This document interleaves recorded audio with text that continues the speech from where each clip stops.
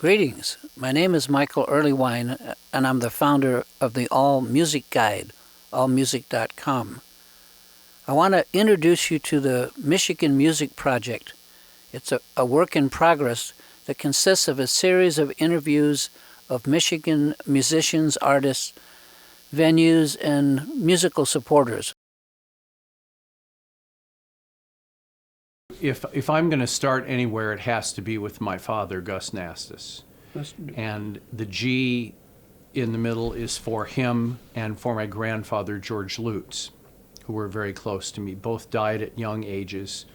But in the midst of my early days with my father, he instilled upon me three American values, which I think we all should be aware of. The first, of course, is baseball. I'm a big baseball fan because of my father and still follow the sport through all of its machinations and steroids and rule changes. And now we have a new commissioner. Ernie Banks died yesterday, who was a former jazz DJ in Chicago. That's a story that needs to be told. But my father, Gus, installed the love of baseball into me. And then, of course, there's the automobile. And growing up near Ann Arbor in the outskirts, we're in the shadow of the car capital of the world. So automobiles are very important to me in all different styles and types. And it seems to me like baseball and jazz are two elements of life that have been imported throughout the world. Everybody uses automobiles and loves baseball no matter where they are. The third more important part in my life is jazz and blues. And invented in this country by African Americans, starting in New Orleans, everybody knows that, and then given throughout the United States and then to the world in different myriad forms. It's, I think, our proudest achievement among art and culture in terms of going to every place in the world, and yet in many senses underappreciated in this country for the place that it was born. Many countries around the world have bounced back jazz and improvised music and blues connotations as mixed with their own folk forms and rhythms and creating what's called world music. So, definitely influenced by jazz. So those are the three things that I'm really interested in as an American born and bred in this area. And so I think baseball, jazz, and cars are really important to me. What I'd like to know is, I know you've been connected to them and to the racetracks, and what do you love about them? Why did you get into them? And you do announcing, is that right? Mm-hmm. And just tell me where that love is and what that love is, because I have a little bit of it, but not like you do. In the early 60s, I became interested in drag racing through a friend of mine at Milan Dragway, which is near where I grew up. And I discovered the sport as something that was totally unique to anything that I'd ever seen. And the reason is because there are a myriad of different race cars. It's not just one cookie cutter model like you have in NASCAR or other forms of auto racing where they all look the same. Anybody can drive a street car on the racetrack, or you can drive any kind of souped up model, hot rod, altered, funny car. You can see Mazdas and Toyotas. You can see Volkswagens. You can see a lot of Camaros and Mustangs, obviously, hot rod cars. Older period cars, brand new cars with huge supercharged engines, sleek aerodynamics, or boxes. I mean, things that look like a box. Anything is possible. And what I found out is that the sport reflects the drivers and the owners, and every car is individual. No two cars are alike, even if they're a 68 Camaro with the same body lines and the same color. The cars are different. So every car going down the racetrack is different, and that's what attracts me to the sport, in that it is quick-paced, it's colorful, everything is unique, every single detail on the car is unique. You really have to dig into the fact that those vehicles are so unique unto themselves even. So I started watching racing in the early 60s, eventually went to races all around the Midwest and really all around the country as a spectator, And then as I got into a radio career, I also realized that I could translate that into something that was a PA announcer. So I did that in 1975 at Milan Dragway. I left the racetrack, and the new ownership came in, and I was reporting for the Ann Arbor News on the races through the good graces of my editor at that time. And so then I became friendly with the ownership and then worked for them full-time from 1990 to 1994, and then left again, and then came back in 2010. And I've been there since, doing racing every weekend. Tell me something about announcing. First of all, what is it you announce exactly, and then how do you feel it? Why do you like it? And what's the thrill of announcing other than probably it's kind of cool? I think that communicating with the racers and the crews and the spectators is a really interesting aspect of what we do in terms of keeping them informed. And what I do is basically I call the race. There are 2 cars on the starting line after having done their burnouts or heating up the tires, and then they stage their cars on the starting line, and the starting system comes down to green and they take off. And I really like to have a moment of quiet where I'm not saying anything between the time that they leave the line and they hit the finish line, so that people can experience the sound of these cars going down the drag strip. Because I think that's more important than anything else. People really want to hear those cars accelerating, maybe miss a shift or do something that really works for them either way. There are a million different variables in how you run the car. And then at the end of the race, I announce the car in the varsity Ford lane went 11:15 at 1:10, and the Camaro in the Victory Chevrolet Buick lane went 11:15 at 1:19. And they will be coming back after this time trial session for actual competition, and we'll see that in about an hour. We'd like to thank our sponsors. We'd like to thank you for being here. We have an upcoming race next Sunday that I think you'll be interested in. Go through some of the history of the cars. If we're doing a nostalgia race, I can talk about nostalgia forever because that's what I grew up with. And so, from modern day racing, which is quite different. And the other thing is that, this is an aspect of automobiles where we're encouraging people to not race on the street. There is a big disparity, especially in the media, between drag racing and street racing. And people say a drag racer on Woodward Avenue went into a light pole or something. That's not drag racing, that's street racing. There's a big difference. Drag racing is a professional sport.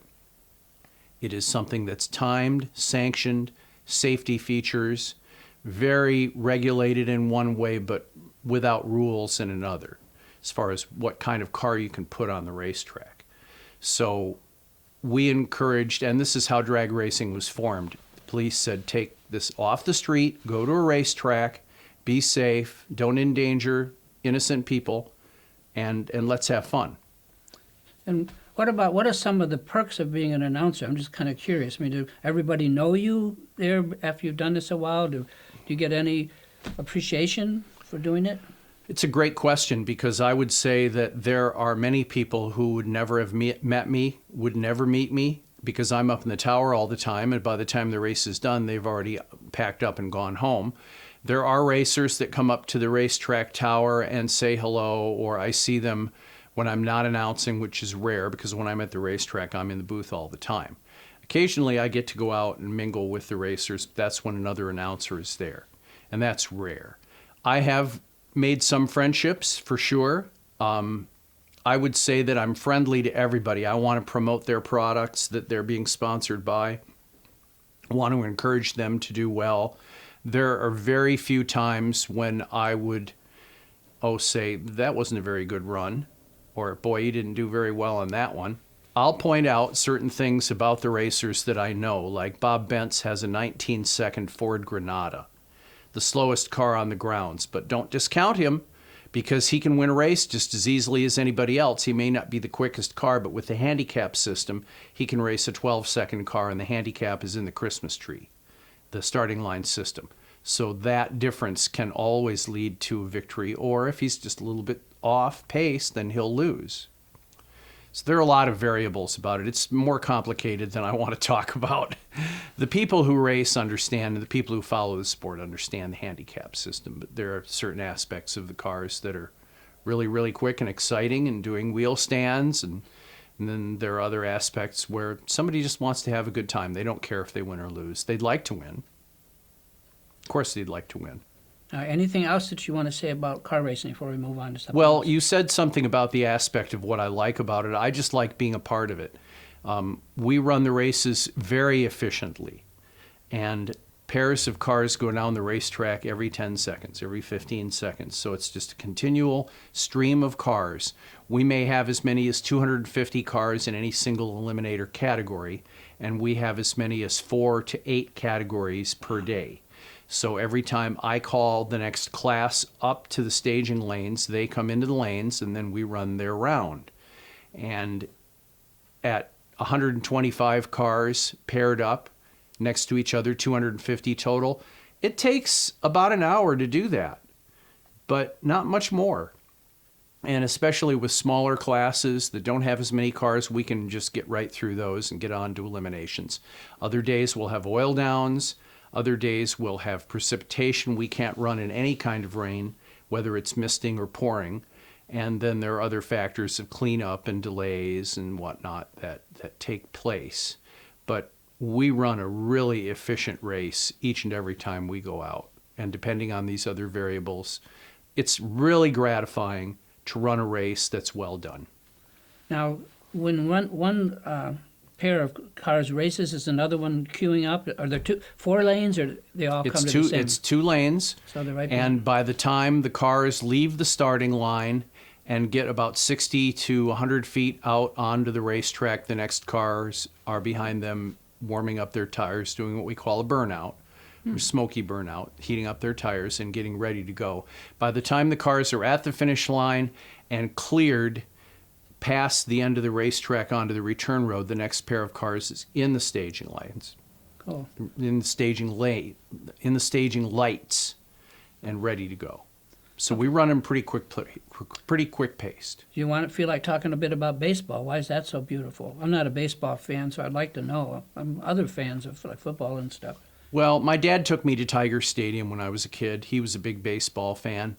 And I remember in 1960 seeing the Jim Bunning pitching for the Detroit Tigers, and I think it was Cal McLish, who was a Native American Indian, had a long, elaborate name pitching for the White Sox. And I remember that day in 1960 seeing the Tigers and the White Sox in Tiger Stadium, and the field being so green, beautiful, and pastoral. And there's something about baseball that is unlike any other sport. First of all, it's the only sport where the defense always has the ball. The pitcher always has the ball. The infielders or the outfielders always have the ball. The offensive player hits the ball, but never holds the ball. So that's something unique about baseball. Also, it doesn't have any time regulations. You could have a 2-hour game or a 4-hour game, and you have to be patient in knowing where everything lies in terms of what happens next. There's always something at a baseball game that you never have seen before. Always. Every single day is unique unto itself, sometimes more bizarre than others. With the advent of possibly a pitch clock and instant replay now and other rule changes that have taken place, the game needs to be sped up a little bit in terms of pace of play, not in terms of total time. And so from the time I started watching baseball in 1960 and listening to it on the radio, I should say, with George Kell and Ernie Harwell and Al Kaline announcing, and going back to Van Patrick. Really, he's probably the first sports announcer I ever heard do baseball. But Ernie Harwell is a big influence on me. Also a musician, a songwriter, legendary guy. I got a chance to meet him a couple of times. He was actually a fan. He said he listened to my radio shows, which is pretty amazing. So baseball for me is the quintessential American pastime sport. I'm not really convinced that football ever will be. Basketball has faded in some aspects, and although hockey is probably big in the winter months in Metro Detroit, baseball, I think, is the sport that everybody really keys into, and I can't wait until spring training. It's around my birthday for opening day, usually in April, so that gets me going, excited about the new season, about the change in the weather. Have you ever tried announcing baseball? I have never announced baseball, no. I'm just curious. I Okay. played baseball when I was a kid. I was in Little League and American Legion ball and high school ball. Didn't play in college, but the minor leagues, the Pony League and the American Legion ball is pretty equivalent to Class A, lower A class baseball. So I got a chance to play a little bit. And what position did you play? I was first baseman and a pitcher. Really? Yep. Pitching must be the hardest thing. Oh, you just stand there and try to get the ball by somebody and fool them or trick them or keep them off pace. Yeah, it's not easy at all, and people are now blowing out their arms because they're throwing so hard. There's an epidemic of Tommy John or elbow ligament surgery that is plaguing Major League Baseball. But I can't imagine being a pitcher professionally for any more than a few years. Okay, so now let's turn to music, and maybe now would be a good time to talk about how you got into it, and why music and what instruments and all that good stuff. Well, again, going back to my dad, who was a big jazz fan, and we would huddle around the radio. WJR, the Clear Channel radio station, played some jazz. There was a gentleman named Ollie McLaughlin, who was a jazz DJ on WHRV AM, which is now WAAM, and he had a Sunday night show, and my dad's favorite tunes became mine. Those were Mac the Knife by Bobby Darin. I had no idea what the lyrics really meant until later in life. It's not really a pretty song by any means. And then Take Five by Dave Brubeck. And those are the songs that I gravitated to. Little did I know that later on in life I would become friends with the Brubeck family, with Chris and Danny and Darius and Dave and his wife Iola, and would collaborate with them on concerts, do promotions, announce them a few times at the Detroit Jazz Festivals, and really became familiar with them as people. And also, I want to say that I didn't really have much of a connection with jazz at that point in time in the early 60s. It was in 1967 that I was listening to the radio, transistor radio, like most kids, and I heard Byron McGregor from CKLW. He did 2020 News, and this big bellowing voice saying, "John Coltrane has died." And I said, well, I don't know anything about John Coltrane. So I rode my bike to the Milan Public Library, picked up a couple of Coltrane albums, brought them home. They were latter period Coltrane, and I didn't understand them as a 16-year-old. So I went back to the library, took them, got another couple of Coltrane records, latter period, took them home, didn't understand them. And I said, well, there must be a reason why everybody made a fuss about John Coltrane when he passed away. And so I went back to the library and tried another two recordings, Giant Steps and A Love Supreme. I brought them home, and things started to click for me as far as to what his importance was or how unique he was. And I've been a John Coltrane fan all my life, but that was really the seed that was planted. Now, I really didn't get into jazz, any kind of depth, until I was in college. And that's about 1970. But I also want to talk about the Goose Lake Festival in 1970 in Jackson, and then the subsequent Ann Arbor Blues Festival that took place that same weekend at Ann Arbor's old Otis Spann Memorial Field. So I got a chance to hear a lot of great bands, but even more so that Jethro Tull was influenced by Rahsaan Roland Kirk, that Emerson, Lake and Palmer were influenced by Jimmy Smith, that the Moody Blues were influenced by Prokofiev and Stravinsky, that all of these popular groups, Jefferson Airplane influenced by Fred Neil and blues, just all of these great bands that I heard in the psychedelic era were influenced by African-American music, jazz and blues. The Beatles, in a sense, elevated popular music but ruined Black and African-American music. Now, the Rolling Stones and the Beatles both admit that they're totally influenced by blues people. Eric Clapton and Cream, totally influenced by blues people. But that divided the market. And in many respects, it's similar to the situation with African American baseball, that they had their own leagues, their own stadiums, their own thing. And then when Jackie Robinson broke the color line and all the great players went over to Major League Baseball, that ruined the Negro leagues. There's a lot to be said about race relations being integrated, but in this instance, there's a similar thing that happened when the Beatles came in, took all the money and ruined things for the current day jazz musicians like Miles Davis and Cannonball Adderley, and they had to change. So by the time 1970 rolled around, their music was quite different. Blues musicians didn't change all that much, but some of them had to get more funky to get across. So there's a dividing line between those eras that I think is very distinctive, and I don't know that that story has been told as fully as it should have been.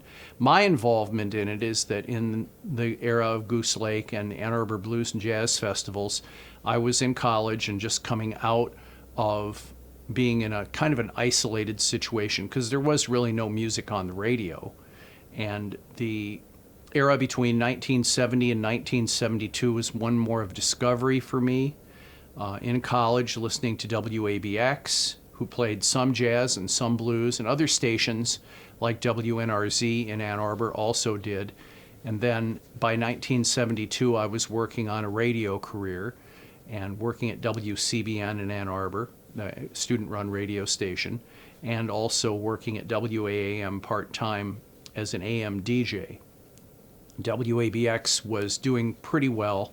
There were several other progressive radio stations that were playing a variety of different musics, not just rock and roll. But it was interesting to see the ties between the two. And these were being brought out by certain disc jockeys on WABX, Mark Perreno, Dennis Frawley, Dave Dixon, and all those people. So I became a fan of WABX, and through the auspices of my studies at Washtenaw Community College, I was involved in the work-study program and the AV department, and then eventually worked with Dr. Morris Lawrence, who is the music chair at Washtenaw, who is my guru in terms of jazz. He was a rather burly New Orleans clarinet player who came up north to teach at Washtenaw, and I did music appreciation courses with him and became his work-study student. And so while doing audition tapes at the WCC AV department, hoping to be an air ace on WABX at one point in time, and then, studying with Morris, I learned more about African American thought processes and the way that the music came into being. And then I started studying history. And then I really became a fan. But it was the 1972 Ann Arbor Blues and Jazz Festival that really cemented my love for this music. And you heard all these great Detroit blues artists, Muddy Waters, Howlin' Wolf, Willie Dixon, Coco Taylor, the list goes on, and then jazz people like Charles Mingus and Ornette Coleman, Charlie Hayden, Pharoah Sanders, Count Basie Orchestra, that really gave me the impetus to do something. And John Sinclair said something very profound to me. He said, adopt the music, take it into your heart, and let it take you as far as it can. And that's kind of like been my philosophy for what I can do in my life. Were you at the 69 and 70 Ann Arbor Blues Festival? I was at the 70 Blues Festival on the Sunday after Goose Lake. Because that really... I spent Friday and Saturday at Goose Lake and then Sunday at the Blues Festival. Because just have a little conversation here. Those first two ones really were the changeover. The 72, they missed 71, and Peter Andrews talked him into doing the 72. No, didn't get it from the university, so that he went and created it.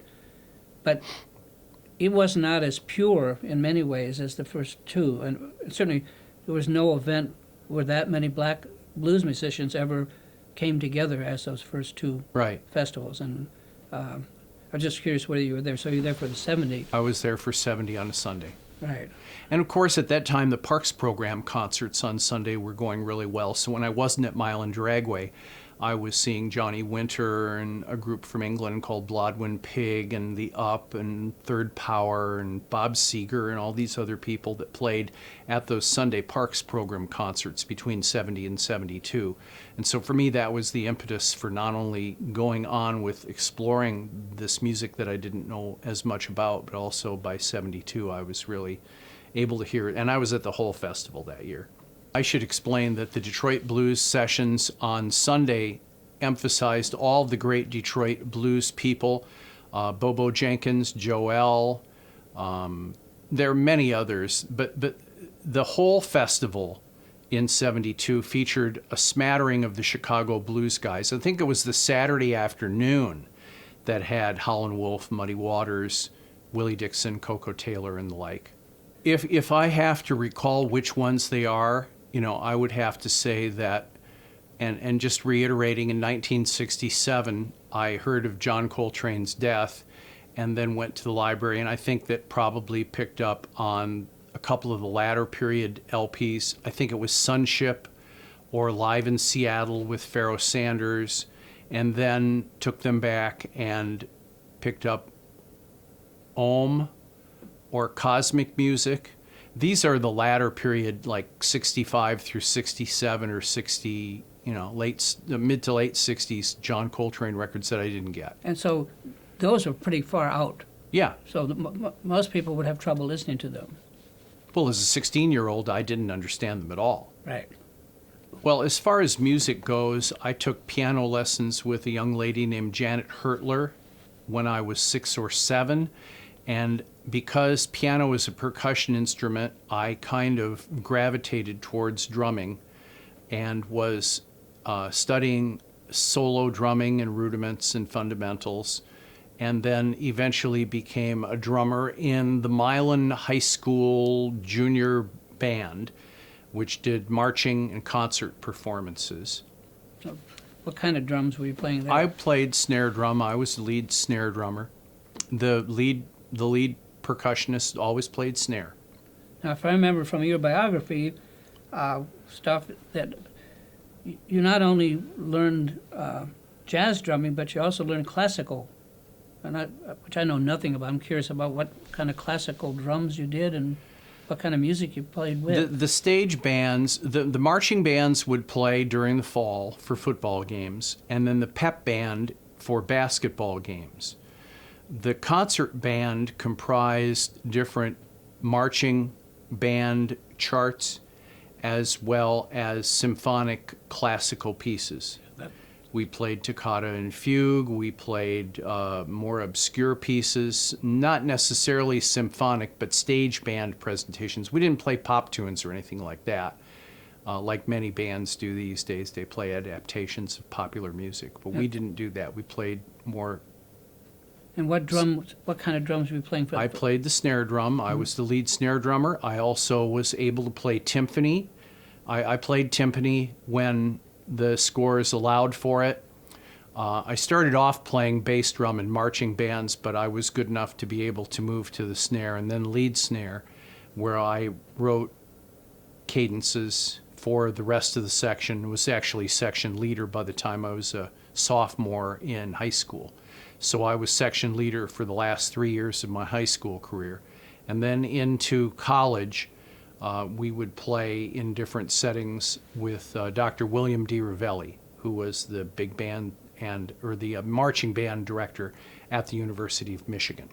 So we did something called Bandorama. Bandorama was where marching bands from all over the area would perform at Michigan Stadium for a specific game. And I met a lot of people, different kind of people, including the cats in Grand Funk Railroad. They were in the Swartz Creek Marching Band. It was really funny. So between that and playing in pickup bands and playing some jazz, although not really, by the time 1970 rolled around, we were hearing the electric fusion bands like Miles and the Mahavishnu Orchestra and Weather Report. So we tried to assimilate their style in some way, shape, or form, not publicly or anything, just at house parties and whatnot.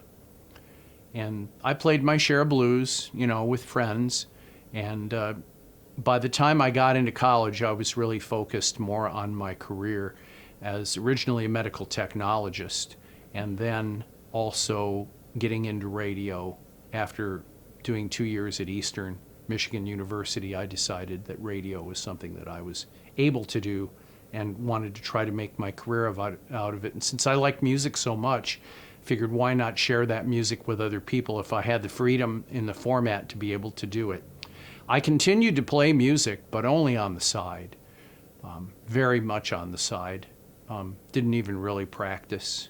It wasn't until much later in my life that I had a revelation about how to play music through a drummer named Bob Moses, who's a very accomplished jazz and world music drummer. And then by the time the late 70s rolled around, I was working at WIQB, which was the spinoff of WNRZ FM, and I was doing shows there, became the music director, and was playing jazz and blues and popular music and rock music of the day when I met Jim Quinlan.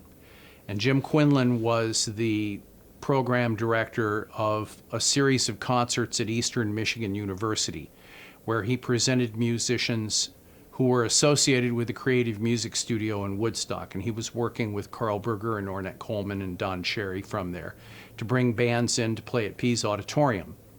And that's how I met him. And he called me one day and said, "Would you help us promote these concerts?" And I said, "Sure."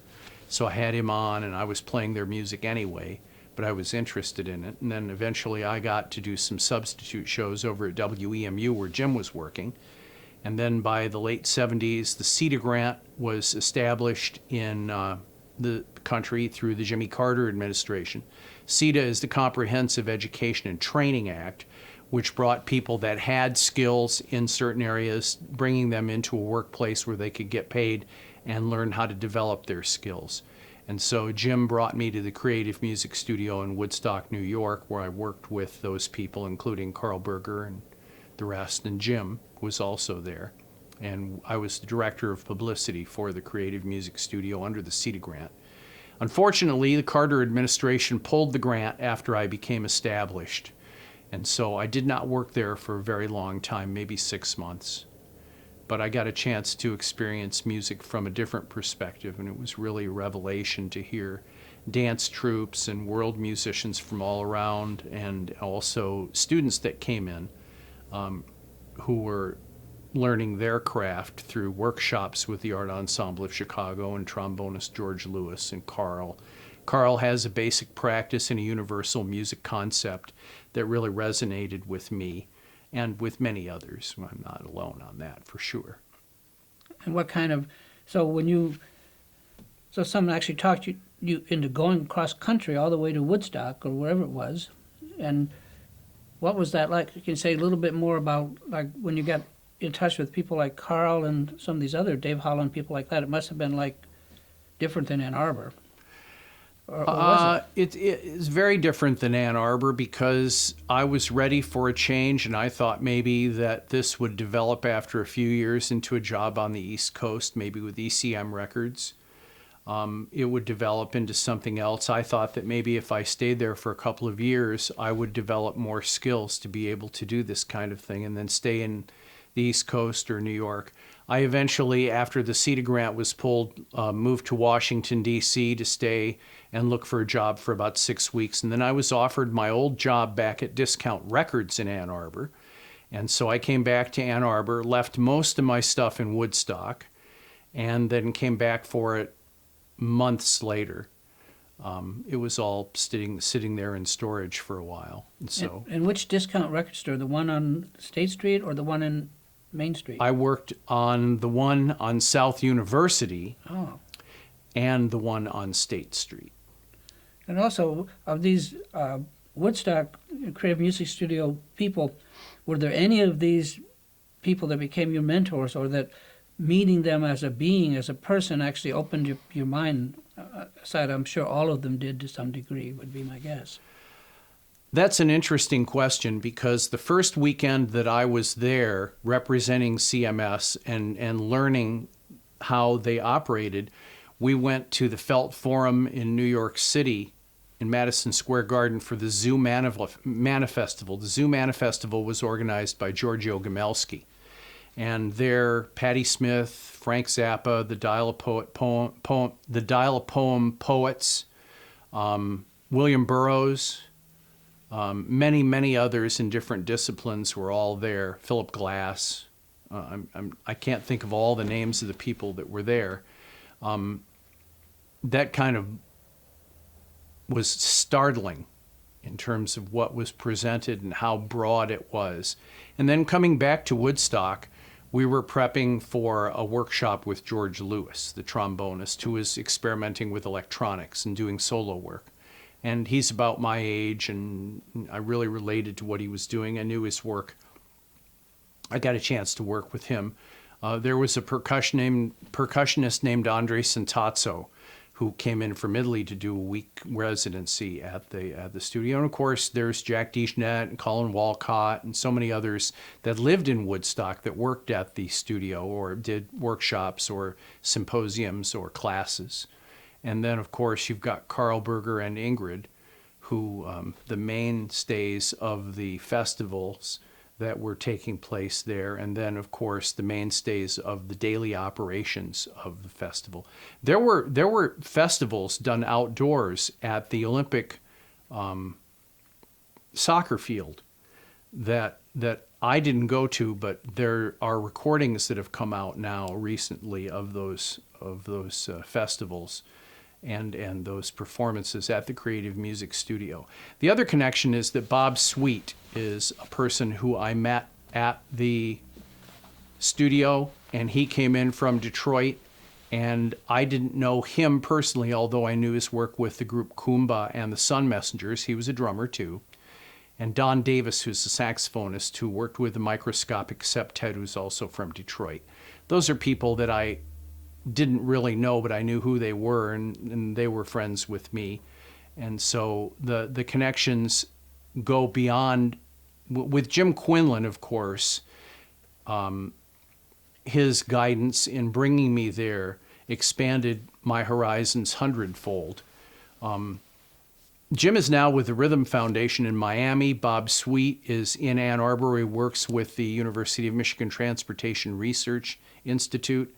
And Bob, is the person that brought all these reel-to-reel tapes to connect the thread, all these recordings from Creative Music Studio, and then had them preserved in Columbus, Ohio, where they actually baked the reel-to-reel tapes. And now they're being released as a series of recordings on the Innova label from those sessions that go back, I think, to the late 70s and up to the mid 80s of things that were done at Creative Music Studio. I'm only a small part of it. I helped edit the book about the history of the Creative Music Studio with Bob Sweet, and I'm very thankful that I had the chance to be a small part of the CMS experience, because it's something that I could have never gotten anyplace else. If you know, and if you can talk about it, otherwise we don't have to worry about it, what is it about Carl Berger, or Carl and Ingrid, that would allow him to be the center to draw all of these diverse, especially like world music kind of got its start through that center. So what's with Berger?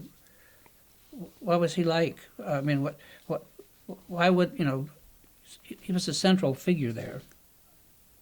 Well, I hearken back first to Morris Lawrence, who was like the Pied Piper. He would play clarinet and people would follow him around. Carl's influence was more intellectual in terms of his ability to break down things to a basic practice where you learn things from a very even level and then build yourself up. And the building process is all in relation to your personality, how you perceive this world of music, and then he encourages you to use your own thought processes and use the available resources that you have. When you're around people like Nana Vasconcelos and Don Cherry, who have been world travelers and know everything about where their surroundings relate to where they are and then bring it back home, you realize you know very little, and that what you can learn is exponential and infinite. So I think that Carl's idea of bringing different cultures together once again relates to the fact that as a European, he's seen the influence of American jazz on his culture. And the German music scene is quite different than any other music scene, I think. But Carl is able to somehow refine it into music that everybody can listen to. It's a very universally palatable music. It's not loud or abrasive. It's not complex. It's very, very beautiful, actually, in so many aspects. And so between his, Dave Holland, and Jack DeJohnette's influences, I think that's where the Creative Music Studio is able to bring these people, students from all over the world, really, and all over the country, to come into CMS and learn, do intensives and workshops back in the late 70s and early 80s to really be involved and be around some incredible musicians and artists. Now, I know Carl personally, like you do. He's very involved in Tibetan Buddhism. Was any of that apparent then? Was he obviously doing that then? Because I know that he was involved early on in the 70s. When were you out there? I was there between 1979 and 1980. So was Buddhism prominent in his, or is that something more private that you didn't know about? I think that there is a very interesting aspect of this in that it's not preachy.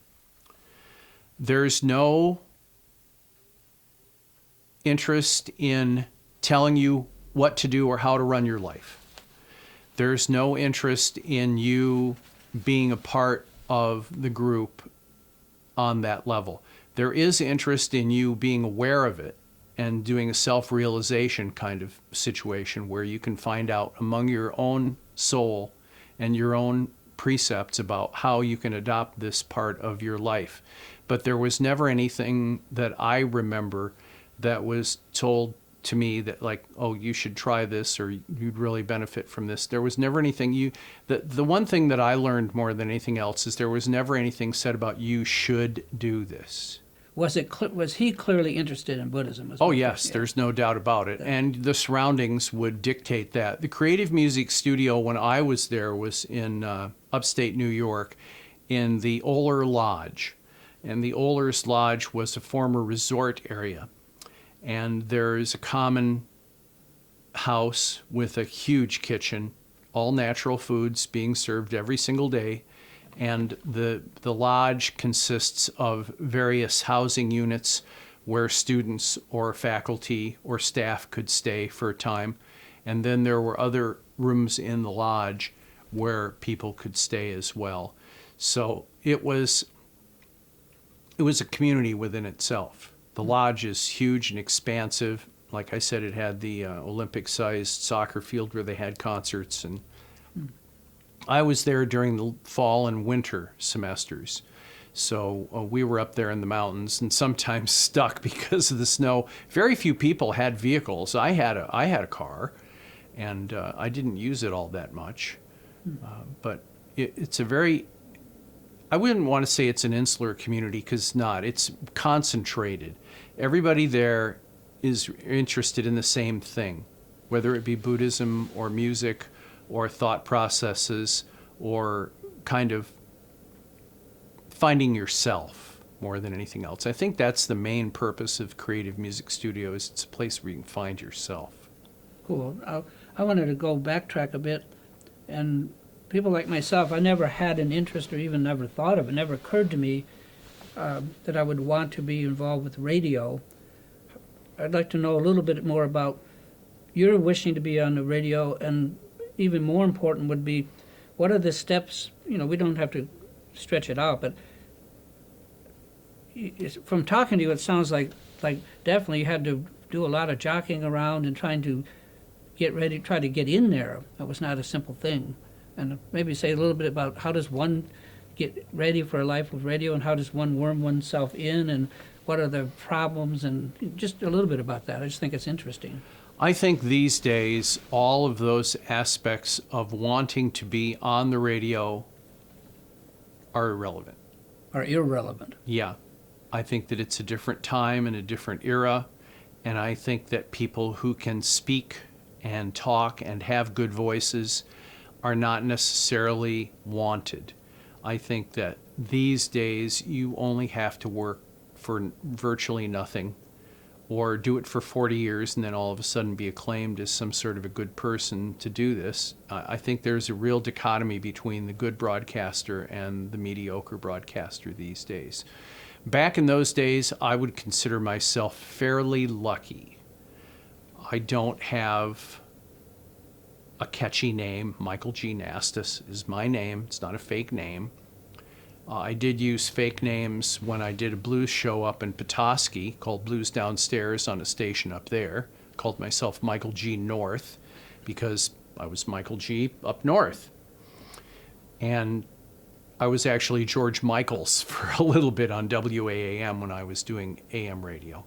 But I think that, to answer your question, to get into the business means that you have to already be in the business and wait your turn. I was doing janitorial jobs before I was able to be on the radio at the station that I was at, and just happened to be there and somebody didn't show up or couldn't show up, and, oh, well, I could do that. I could help you out. Do an audition tape and we'll see what happens. Did the audition tape, you're on next week. It's as quick as that. So it's right place, right time for more than any other reason. Trying to get into the business, you can go to Specs Howard or a broadcasting school. Central Michigan University has a very fine broadcasting school. There are other places that have graduated people that have gone on in the industry. Syracuse University has a very good broadcasting school, and they've sent people on. University of Michigan sent many people on to broadcasting careers. But I'm not like them because I'm more interested in presenting music, and especially African American jazz and blues music, which to this day is still not as recognized. So I had a tougher way to go through it. I was lucky enough to have outlets to do it. WIQB, WIOT in Toledo, other stations let me play some jazz and blues. And also Latin music, Santana. I'm in love with Santana. It wasn't until later on when he started having hit records that people recognized how great he was, but he was always into John Coltrane and Miles Davis. Always has been and always will be. He's translated that love of that kind of music into his music, and hopefully more people are aware of the Coltranes and the Mileses and the Latin jazz pioneers. You used to hear some of that on AM radio. Occasionally a blues song would crop up, El Watusi by Ray Barretto on AM radio. But in the 1970s, when progressive radio, and especially WABX in Detroit, were in its heyday, that's when you heard a wide variety of different kinds of music. You could hear Taj Mahal backed up by Bob Marley, backed up by, the Talking Heads. You could hear that in one set. Maybe be interested in what kinds of radio shows did you do over the years, and something about how does one approach a radio show? What kind of a mood you're in? How do you pick stuff? What are you trying? How do you build a rapport with your audience, or anything like that? You might want to say. WCBN, the student radio station in Ann Arbor, where I was music director for 4 years, was pretty much my experimental place to try things before I would go out to WIQB or WNRZ and then WIQB to try them out there. So I was able to give the listener a feel for what they might be listening to on another radio station. At least that was my concept. And building sets meant that I would play a song and then hear something in my head and say, oh, that would work with that, and have enough time to cue up the next song and play it. I really went by the seat of my pants on a lot of that. The progressive radio that was on WABX inspired me to do what I did on WCBN and WNRZ and WIQB. With the ultra formatting of radio by the Jacobs and Burkhart Abrams groups, that kind of ruined my ideas. It put me into a format that I didn't want to be in. So I gravitated towards jazz and blues, specifically jazz, simply because I was allowed the freedom to put sets together like that. It was a lot easier, but in a way more complicated, to put a Cannonball Adderley and Phil Woods song back to back, followed by a new release by a guy named Dave Glasser, who also plays alto sax in a bebop vein. It was simpler to be able to play that music. I also concentrated a lot on new music, on new releases. I realized a few years ago that I based practically my whole career on new releases. I was playing new music almost constantly and throwing in an older song here and there. How do you build an audience? How do you feel? How do you get? Yeah. How does one get an audience? I think the audience is there. I think the audience is there if they want to be there. It's a discovery kind of thing. If you want to hear background music, you can hear any radio station. If you want to hear foreground music or something that inspires you, whether you're driving in your car or you're at home. I mean, nobody sits in front of the radio and listens to it like people sit in front of their televisions and watch. Nobody does that. So you have to have the time and the effort. You have to make the effort. You have to find the audience that wants to make an effort. I think the audience, generally speaking, is pretty bored with the same old formatting. I'm certainly not happy with most of the things that I see or hear. I've heard most of them. I've heard them repeated. The ideas are old and tired. There's a big difference also, and this is another concept with Creative Music Studio that I learned, is that there's a big difference between music that's created and music that's produced. I like Katy Perry's voice a lot, but her music is produced. I like Beyonce and Rihanna, but their music is produced. I doubt that they could sing a song like Dinah Washington used to sing it.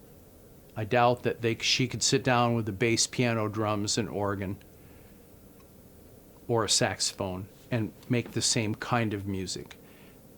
Everything is so processed and so finely tuned. And as we've discovered, singers that can't sing in tune can be brought to sing in tune. There are a lot of singers that don't sing very well that are in popular music right now. So it's a different aesthetic.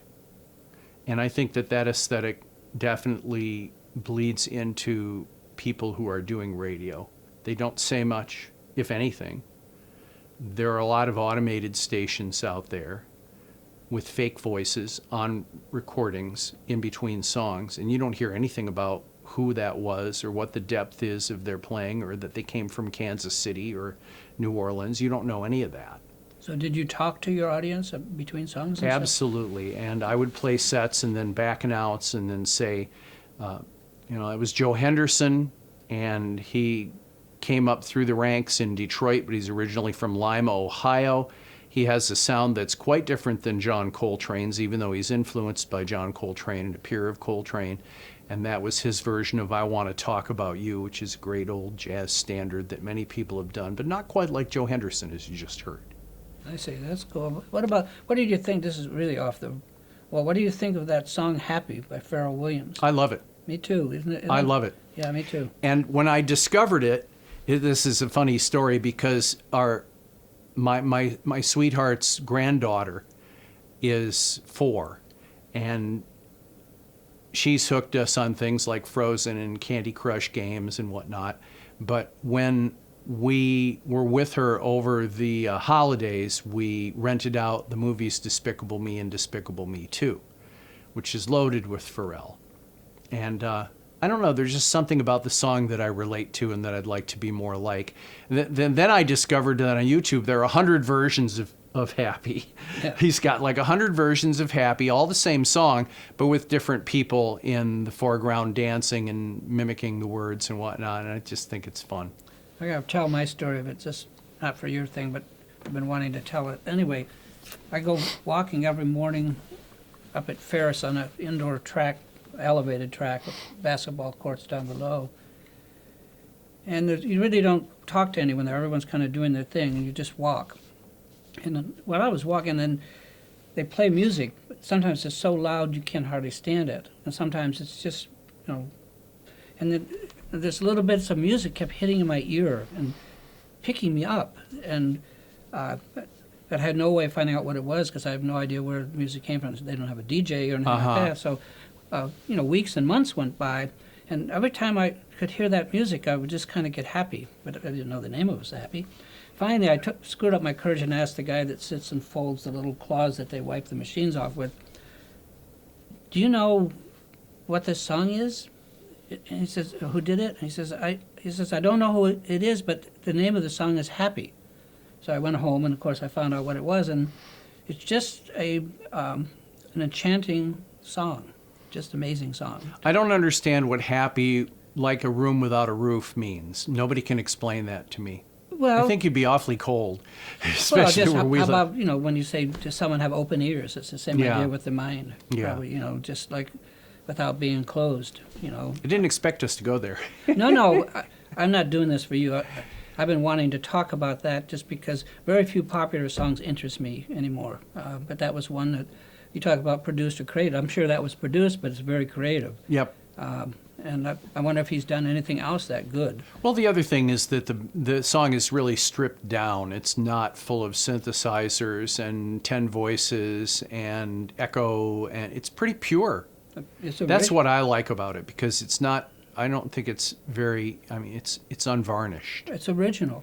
Yeah. Yeah, once you hear it, once I heard it, it just, it's like if you've ever, I have this one plant, it's called a night blooming cereus. It only blooms one flower, it's gone by dawn. Uh-huh. It's a foot-long flower, this big, but it has a scent that goes into your brain.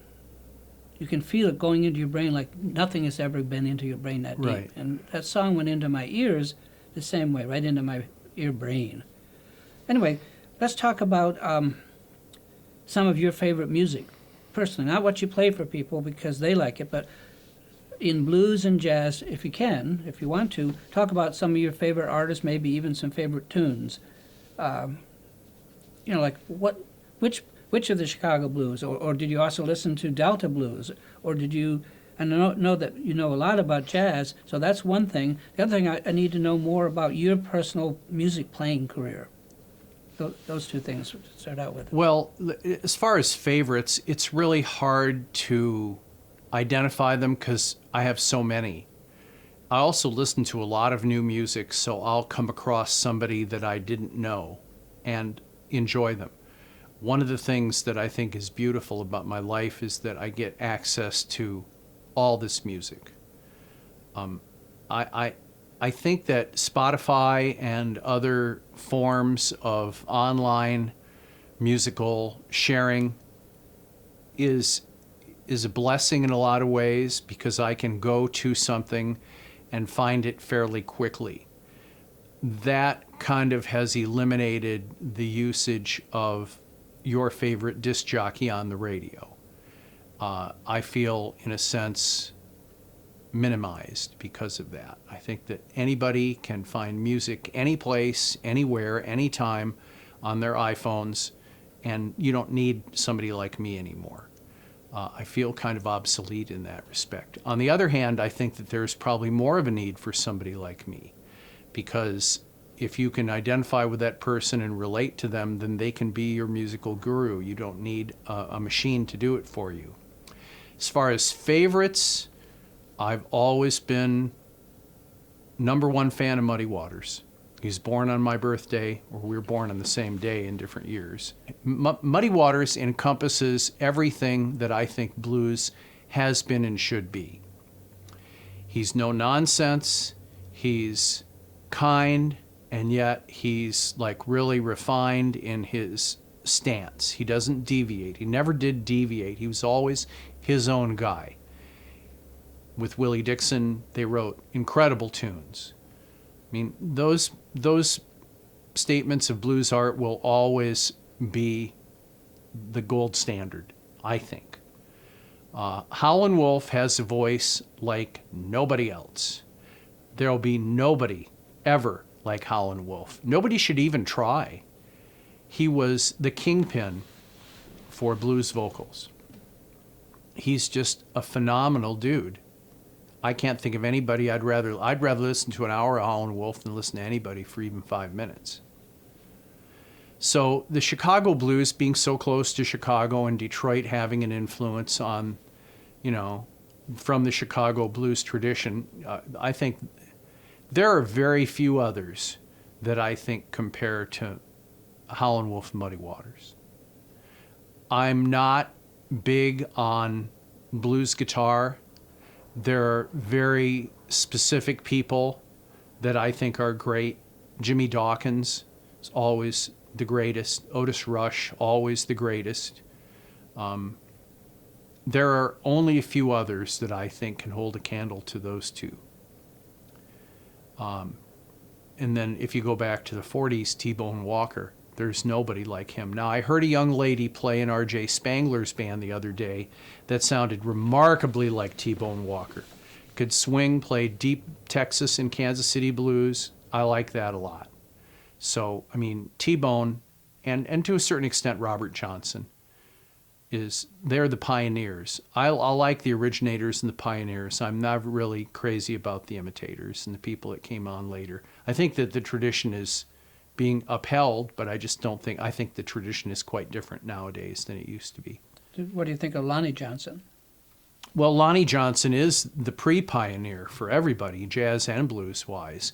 It's too bad that he didn't live longer or able to be recorded in a proper way. Some of the recordings are pretty rough. But a lot of the syncopation of Robert Johnson came from Lonnie Johnson. From him, Right. I spent an afternoon with Lonnie Johnson in Yorkville in Toronto many years ago. It must have been '66 or something. I think that he influenced a lot. He's the people. completely unrecognized Yeah, genius that's right. of American music. And he wrote some really sentimental stuff too. That's very beautiful. As far as jazz, I appreciate the Louis Armstrongs and Sidney Bechet's, the pioneers. I always like listening to them. But I grew up in the 50s and 60s, so my jazz orientation doesn't really start until Dave Brubeck. Mm-hmm. So I'm not as much into those earlier pioneers as maybe I should be, just because I'm younger. The 70s to me were a very different time for music in terms of its commercial appeal and how people got across. Miles Davis is very interesting with Bitches Brew and Beyond in terms of trying to appeal to an audience that was more oriented towards Jimi Hendrix. And I'm more interested in Jimi Hendrix. Growing up in that era, Jimi Hendrix was a pivotal influence on my life, and I regret the fact that he passed away because he was getting ready to work with Gil Evans and Ross on Roland Kirk and Miles Davis. Well, he was working with Larry Young, the organist. He was working with John McLaughlin, guitarist. So he was really starting to find a different path. And he has no imitators. They might have tried to imitate him, but he literally just was a different order of magnitude of genius because he killed all those guitar players at the time. Eric Clapton stuff didn't know what to do. They couldn't do anything after that. For a long time. You can only be a shadow in Jimi Hendrix's big presence. Yeah, it's true. And right now, there are people that are influenced by Jimi Hendrix. Nobody is even close to what he did. So, as far as being influenced as a favorite, he's one of my favorites, always will be. But then so is Ross on Roland Kirk and John Coltrane and many of the great jazz giants. I think Miles Davis's career is interesting in that he kind of he evolved with the times with his bebop, cool jazz, big orchestrated arrangements, the mid-'60s group with Herbie Hancock and Wayne Shorter, and then Bitches Brew and Beyond. What he did is unparalleled. There's nobody who's changed the face of music in 6 different decades like Miles Davis did. So he could reinvent himself. Yeah. So, as a favorite, great favorite of mine in jazz, John Coltrane, I mentioned John Coltrane. Coltrane is in my heart every day. I really believe in his spiritual power and the way that he interpreted music. As far as new musicians, I always discover somebody that's unique unto himself. Harris Eisenstadt is a percussionist who's put out some incredible records within the last few years that I really enjoy. I'm really pleased at the recognition of the trumpeter Wadada Leo Smith, who is from the AACM in Chicago and has developed a career beyond my expectations in the last 10 years in terms of his recordings. He put out a record called the Great Lakes Suite, which was my favorite recording of this last year with Jack DeJohnette and some others, heavyweights.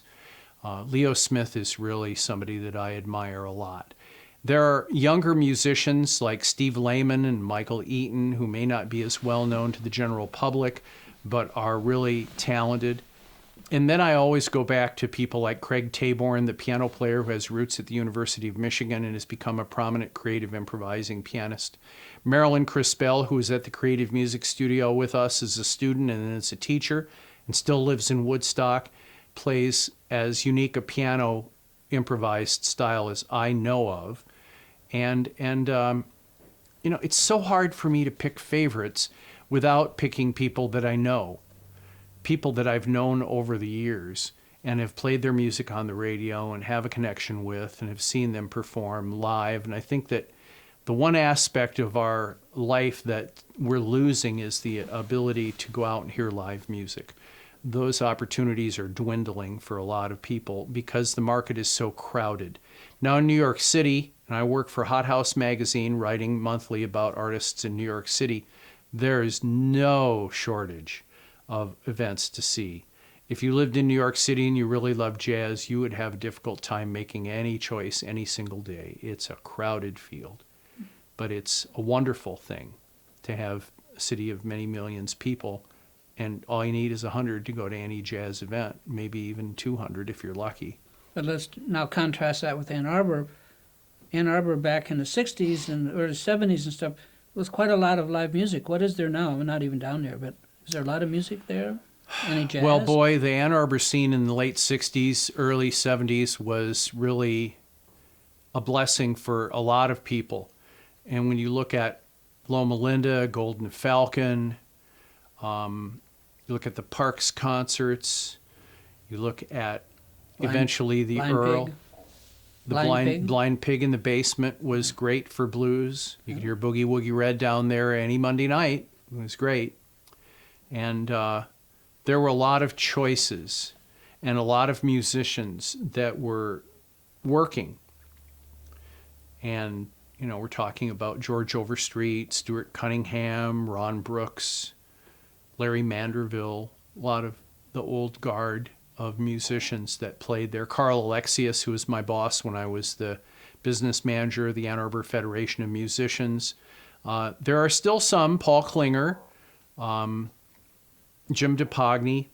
There are a few others that still have regular gigs, but it's different without a full-time regular jazz club like the Bird of Paradise and a regular jazz club like the Firefly Club.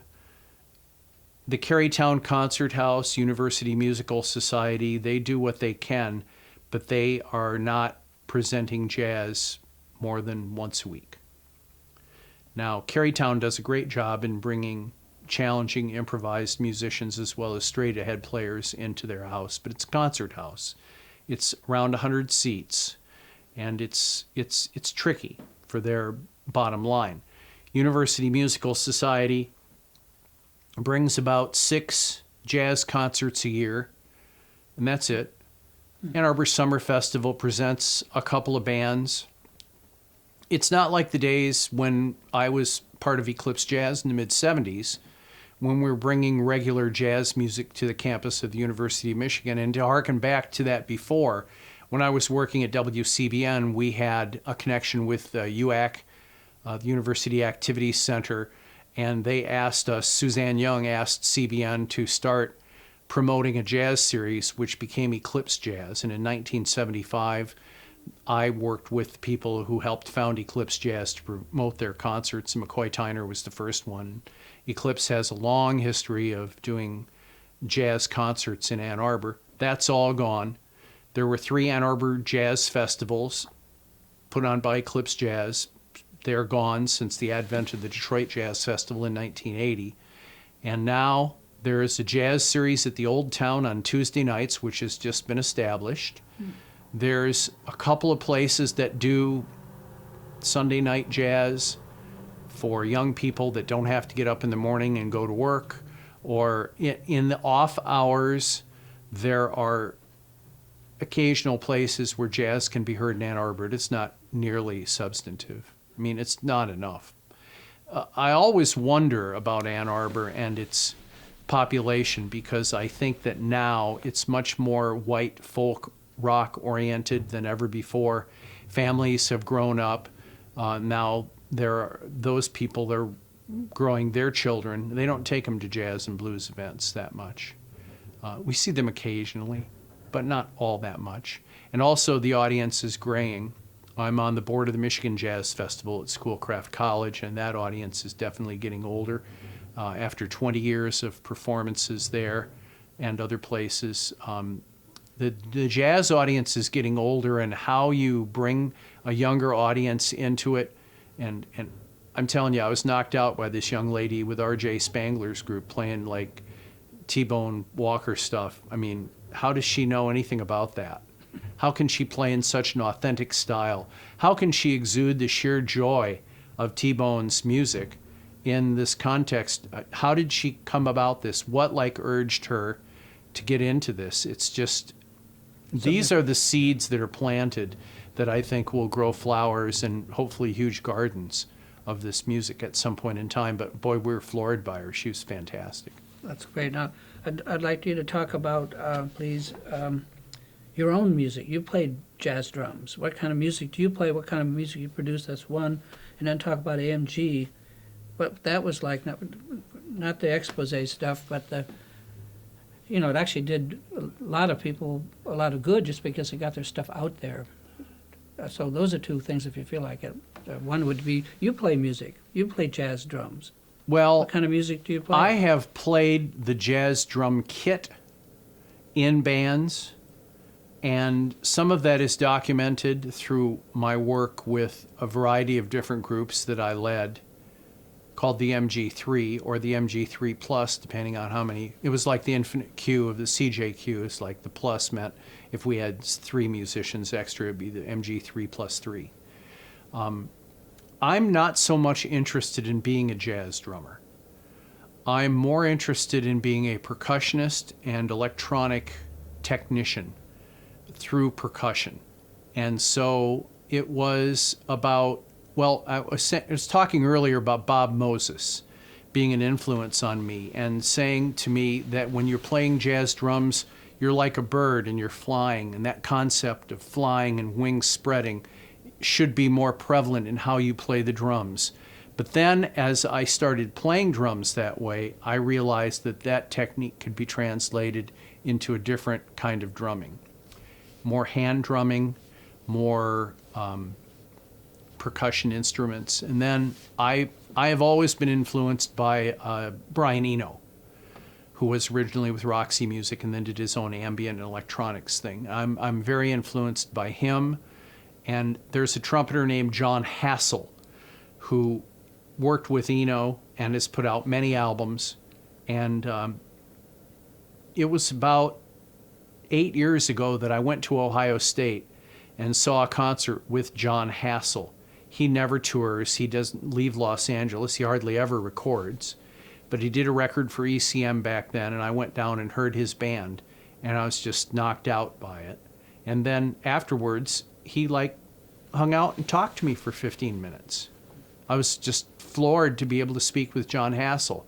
So I've been associated with people who are similarly like-minded to play music. We did originally call it the John Hassel Project, but then we turned it into a group called Electrosonic.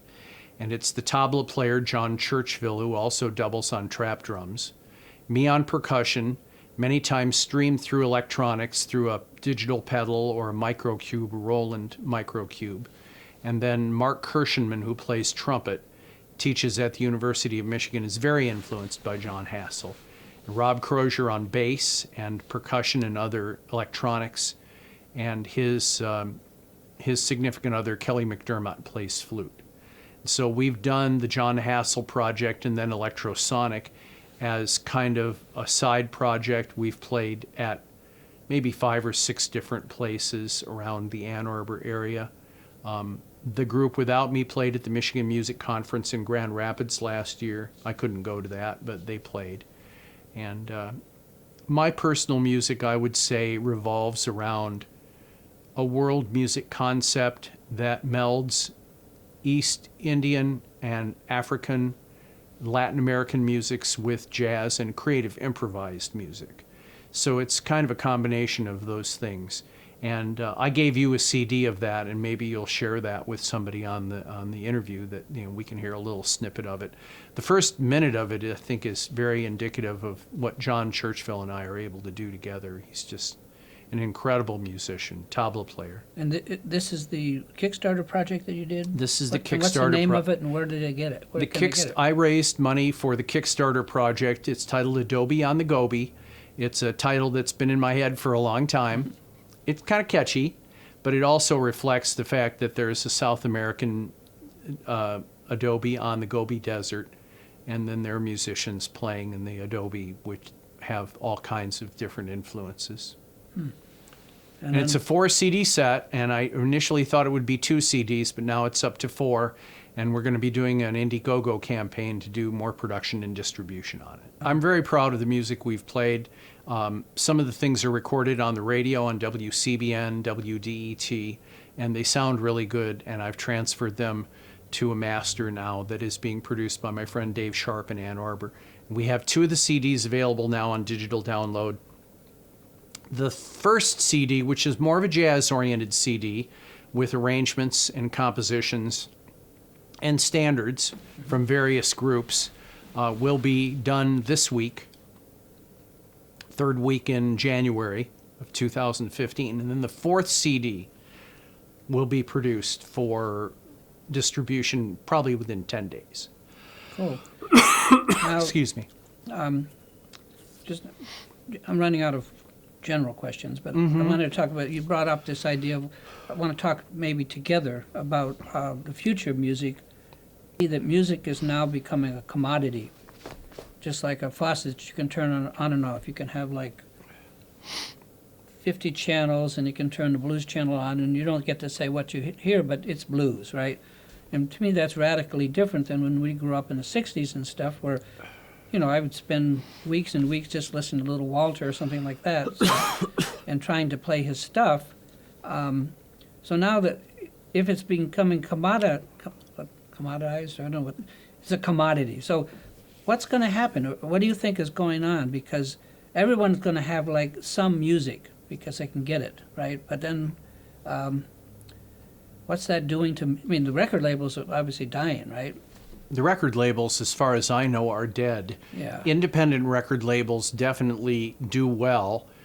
They don't sell 1 million copies. In fact, I thought it was an interesting statistic that the only CD that sold 1 million copies last year was the Frozen soundtrack. No individual artist sold 1 million copies of their records. Now, of course, that's not counting digital downloads. And I think that we've become a society that's so video game oriented and so immediacy driven that it's not as relevant for people to go out and discover things. The world is your oyster. The music world is out there. You can find anything that you want. All you have to do is be informed of it. If somebody has never heard of Charles McPherson, last great bebop saxophone player who's putting out some great music these days, you would not be aware of him unless somebody told you.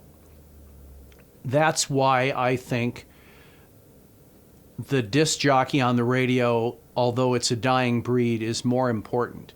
That person that you trust their judgment and their taste is telling you about Charles McPherson, who you may know or may have never heard of or may have forgotten about.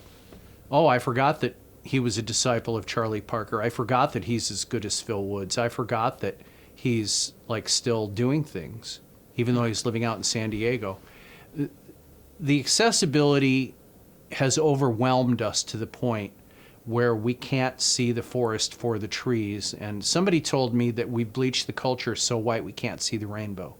The larger issue is that you can listen to it on an inferior sound system on your iPhone or listen to it on a pair of dinky speakers instead of listening to the full breadth and depth of the music without being really connected to it. So what do you think? You can listen to it, but you can't hear it. So what does this tell us about it? This is becoming ingrained. I mean, my kids listen to, their iPhones or iPods and through little earbud speakers, whatever they are. I've never really used them. What's that tell us about the future of music? I mean, I'm not saying, I don't know. I'm just thinking about it. I think that popular music as an art form is gone. I think that popular music as commodity is alive and well. Many other people besides the artists make a whole lot more money than the artists that are doing it. And the only reason people who are musicians make money is by touring. They're not making music to sell it and make money. They're not making money on it. Unless they're selling it on the door. And they could sell it, and if they're writing their own songs, if somebody else is writing their songs, then the royalties are a different animal. I'm not sure exactly how to address the question because I don't see the freight train stopping anytime soon. I think it's going to be like it is, and I think that digital downloading is going to continue to be a wave of the future, which means, of course, you don't get artwork and liner notes and maybe even information. Well, it's true. It's hard to remember. It's the same with DVDs. I don't ever see the covers anymore, the artwork. I can't remember if I saw a movie or not sometimes, just because I can't. I'm also getting old. But it's an overload of information for sure. And as much as I thought I could keep track of it, I have a difficult time remembering. But I think that you're mentioning the lack of graphics is a bigger thing than people realize. The lack of album covers, the lack of any kind of imprinting of a graphic image. Some people are image-oriented, and so that they remember faces and not names. Other people, not to be able to hold it in your hands, not to be able to flip it over, not to handle it directly. It seems like there's a greater instance for perhaps damaging and then buying another one, which, of course, is not that expensive. I just think that we're dumbing down our culture in a different way. We're desensitizing them to art, and their sensitivity towards something that's different is lacking. It's also isolating, all of what you just said. And cocooning. Yeah, cocooning. We're not in touch anymore. We hear, we see. Just like my generation watched movies, read books, listened to music. Those are all passive things. It's not, one thing about video games is it's interactive. One thing about that generation is they're out there interacting with something. My generation is mostly passive in terms of, it's just what I said, listening and seeing and reading, but not content. So it's interesting. And the book idea of not reading and having a Kindle and then having things be disposable after you're done with them.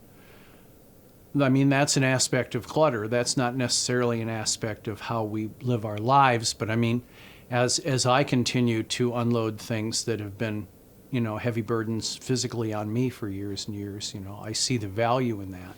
But I see also that when you leave, you have nothing. Well, I'm wondering about what's called imprinting. That what if everything's more ephemeral, in one ear and out the other? We don't have it now. We don't have it on our iPod. We did have it. Just like an acid trip, which was deeply imprinting. What's imprinting us anymore, or are we becoming non-imprintable as a society? Nothing's affecting us. Nothing's deeply imprinting itself on us as much as it used to. I think that as culture reduces itself to lowest common denominator, and things like the news and sports, which are daily occurrences which come and go with alarming regularity, I think that there are a lot of cultural events that are being lost. And I think that there are a lot of businesses that are being lost. For sure. In Ann Arbor, I can tell you about at least 24 businesses that have gone away within the last 6 months alone that will never come back. Well, I mean, my thoughts about that is that whatever the truth is, which those of us who are like interested in Buddhism and stuff call it the Dharma. The Dharma is kind of like natural law, just like the law of gravity. That's never going away. That's always going to be true. Mm-hmm. So then my question becomes about us talking about this, then if that's true, then there's going to be that the truth, the dharma of things, is going to imprint us some way no matter what. It's just going to take a different form. But we don't know what that form is. But we know we're losing, being conservative as we get older, we're losing all the forms that we knew. Classical music is a good example of nobody knows. My kids don't know classical music, which is a shame. I know a lot of classical music. They'll never know some of the deep Bach stuff, which is like as good of music as any music. So I could spend a lot of time mourning over all of that stuff that they'll never know. But then there must be the truth of the Bach must still be the truth. They're going to get it somehow, but where? And the other thing is there's a distinction between chamber music and Baroque music and Romantic music and Sure. true classical or orchestral music, and then the music of now, which can be orchestral or not. Yep. It can be electronic, it can be 21st century creative improvised, it can be the so-called avant-garde, it can be almost anything still within that realm. Yeah, There are distinctions. Yeah, I'm interested in the imprinting of anything. So how what's going to catch with us and hold, or are we going to become so flexible that we don't? Nothing affects us. I think we're imprinted on the number one today, and then nothing else matters. And then when that number one goes away, it's imprinted from somebody else, and that's the only thing to be number one and to be the most important thing in the world is the only thing that matters. Being number two and being important and thriving is still pretty good, Right. but nobody recognizes it. Certainly not the media or the news outlets. They don't care and don't know anything about it, really. I mean, I think one good thing that's happening is that I think we're gradually giving up the idea that we're going to be a celebrity, or that we're going to even know celebrities, and that there seems to be more localization going on, where we're going to start getting satisfied from what's around us instead of what's way unreachable that we're never going to reach. And we spend a lifetime thinking, well, maybe I'll know this person, or if I knew this famous person, I know they'd like me, that kind of stuff. But that ain't happening. And but what is happening, one of the nice things, just to give a pitch for, I don't know if I include it in this whole thing, but just the Harvest Gathering and the Earthwork Music Collective, those guys are community-supported music. That means that they are working with the community, and the community is satisfying them. They're the community's musicians, and their music is for the community.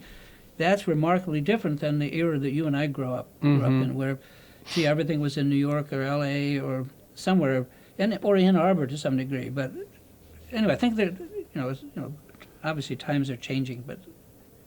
Yeah, what I think's imprinted more than anything else is the fact that you don't have to really have talent to be a celebrity. Well, no, celebrity for its own sake. Like when I was Right. running a little restaurant, we had acts in, but there were some people who worked all week and played for free on the weekend just to be an object of some kind of appeal to popular, right? Mm-hmm. They played for nothing, so they became a musician just to be a musician. But then they worked all week doing something hopefully they liked, but maybe they didn't like it. Yeah, I suppose that at some point in time I decided that I didn't want to be a professional musician because I couldn't make a living at it. Good idea. And I like to play music to enjoy the company of the people that I play with. I really love the people that I mentioned that I perform with. And whether we play at the Ark or at a street gathering or a party or even at an engagement at Carytown Concert House or the Interfaith Hope Center or some other place like that, those are the kind of gigs that I want to do. I don't want to play Cobo Hall. But I think that's a big bit of progress. That's this localization we're talking about, becoming satisfied, be content with what we have. That, because certainly the government's not taking care of us, so we're going to have to take care of ourselves. Anyway. Having a little bit of government subsidy doesn't hurt. The thing that I always wonder about is when is the culture going to come around to that? Because art is subsidized in many different countries all around the world. Here, we're just a subset. It's always been like that, pretty much. It's always been like that, but I have hope that it can change. I mean, blues was appreciated on the continent. Europe before it was welcome here. Now, I know many jazz musicians who have expatriated who live in Europe and don't have any interest in coming back here because they can make a living. Yeah, they can't make a living here. The blues guys They went over to Europe first and England. Yep. And then came back here and then slowly got popular. All right, cool. Anything else? Because I'll just sign off with the signature that I use when I'm at the racetrack every Sunday when the race is done, in the spirit of Harry Carey and my good friend Bill Hyde. So long, everybody.